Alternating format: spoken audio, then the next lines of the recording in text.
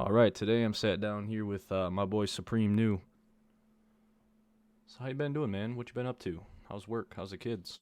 Man, my baby's is good, man. It's always a blessing when I can interact with my kids, man. You know, they the reason why I move around, how I move around. You know what I'm saying? Man, I'm really overprotective when it comes to my daughters. I have two daughters and I got a son, Uh, and I got my babies on GPS, Life 360, tracking. They don't know I got shit in braid embedded in their hair, they sold in their pockets, shit. I swear, but it's always good. My baby, but they good. I'm good. Man, you know they got you on the top 5 weakest rappers of Jackson list? I seen that, man. I seen that. I really take no offense to that. I didn't take no offense to that at all. I was, you know, I was expecting my name to pop up in there, because I never put myself in the category of being the best rapper or nothing like that. Yeah, I'm an artist, I spit what I spit, I do what I do. I do my thing, But I look at myself more as a mogul. You know what I'm saying? I never, not once, put put me up there with them boys, man. Especially my neck of the woods when there's some talent around there. Uh, I was more, trying to get guys together and put shit together, type shit. You know what I'm saying? Um, like I said, it was no offense when I saw my name on that. I expected that. Can you reflect on the group, like Unsolved Mysteries? Like, where'd they go? That shit was bumping in the late 90s, early 2000s. Was it 4 members, 5 members? I can't remember. I know y'all boys had Jacktown Skrilla Boys with y'all. Then it turned into RLN. What was going on at that time? Well, it was 4 members. It was 4 members of Unsolved Mysteries. It was me, Rick, Fleo, and PT.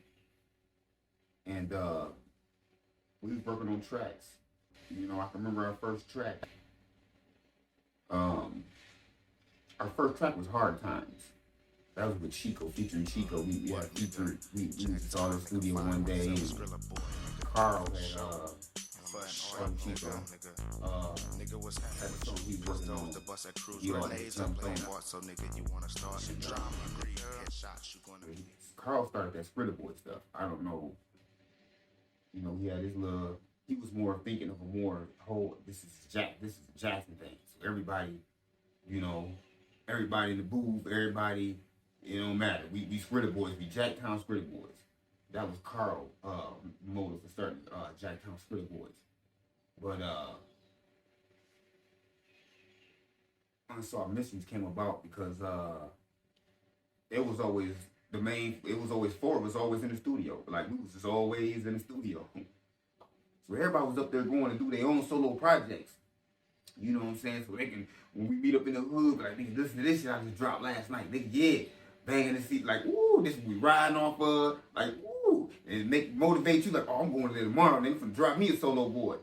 And it just started, it was crazy, man. And it's crazy because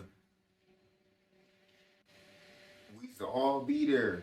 Not as no group, just coming there trying to get some solo projects done, just trying to get shit done. And then it was just like, man, Dre had that beat on one day, and we all just happened to be in there, just it was always there. Me, Rick, Fleo, PT, and PT was kind of like he was the beat maker, working with the producers and all that. And, the rest of us was just, we were just rapping writers and stuff like that. But it wasn't no group thing or nothing. We was coming up there to do projects and just happened to be always us four up there. And I remember we did our first song together was We Done Did It. We did that and we played that back and was playing that back and playing that back and playing that back, and it sounded so good because everybody had their own style. And it was crazy. Everybody they own different. It was crazy. So I think the producer, I would say, Nate was behind the scenes. He was like the mastermind behind shit. And Dre was the producer, producing the music, making the beats and all that. Uh, they suggested that we should start a group. And I remember like it was yesterday, we were sitting like, what could we call ourselves? You know what I'm saying? We were sitting there and shit. And Rick was like, I saw Mystery Murders. We all looked at the shit, We just went with the first thing he said, And we went with the Unsolved Mystery Murders, I just took the murderers out, you know what I'm saying? But, call us the Unsolved Mysteries. But, yeah, we formed the group Unsolved Mysteries and we went from there, man. And, we dropped our first album. It was crazy because, after we started the group, you couldn't get us. It was started off at first, you getting us all in the studio all at once, all the time. You know what I'm saying? Like, yeah, y'all niggas always want here, putting me in the most work. This group was gonna play out. But, niggas started getting in trouble and shit. Everybody started catching cases and shit like that. So it was like, now I'm coming up there, one member missing, two members missing.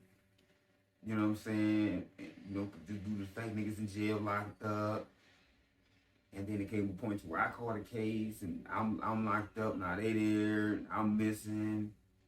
So our first album was kind of crazy. You know what I'm saying? We ended up doing 2 albums with Loonside Records. Loonside Records is what we started at. You know what I'm saying? They signed us. It was multiple groups coming up there. It was a studio, neighborhood studio, so everybody was going there and doing their thing. You know what I'm saying? And for some reason they put more focus on us. And wanted us a part of their label instead of just running the studio, paying studio time and running different artists in and out. There was other groups coming in there. Shout out to the Woogers.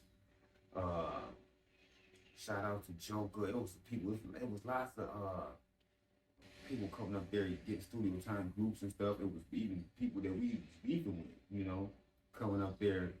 It was times, we had to wait in line and wait in the hallway for these niggas to get done and shit like that. And niggas coming out, shit, niggas be beefing and shit. Shit was crazy. But Loonside ended up taking a liking to us out of everybody they had coming up there and ended up signing us to the label. And we got serious with it. As far as Loonside, we dropped our first album, Unsolved Mysteries. And it was crazy because, like I say, people was going to jail, in and out. In and out. It was a time where I was there by myself.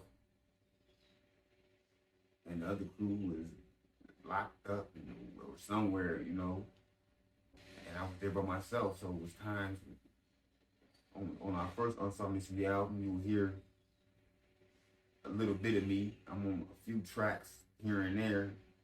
You know what I'm saying? That's because I was going through my stages. I was locked up and all that type of shit, and they were still doing their thing, and so when you hear me little on the first Unsolved Mysteries, but then that Unsolved Mystery Volume 2, you hear a lot of more of me, less of them. So it's kind of crazy though, but that's how that shit came about, the Unsolved Mystery shit. It was going down. It was going down.